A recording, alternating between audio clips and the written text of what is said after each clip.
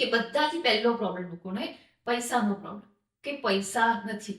તો જેને પૈસા માટે એવી કોઈ રેમેડી કે કોઈ મંત્ર જેનાથી શોર્ટ પૈસા મળે જ મળે.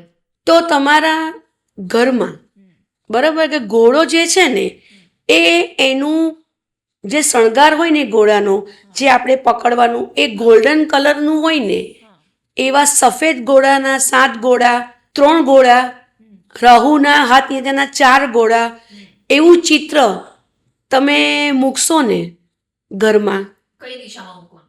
તમારે એક્ઝેક્ટલી છે ને તે આપણે સૂર્યનારાયણની દિશામાં મૂકવાનું. યસ, કારણ કે સૂર્યનારાયણની દિશામાં જ મૂકીએ તો એનો સૌથી વધારે બેનિફિટ થાય, કારણ કે એ ત્યાંથી આવે છે, એમનું આગમન ત્યાંથી થાય છે. તો આપણે એમના આગમનના સમયે મૂકીએ તે જગ્યાએ તો આપણને પૈસાનું સરસ. અને ખરેખર જે લોકો પાસે નાનું, હું તો કહું કે જે લોકો બિચારા એકદમ મધ્યમ વર્ગી છે ને, તો બી તમને મદદ થઈ જશે. આ જરૂર કરો.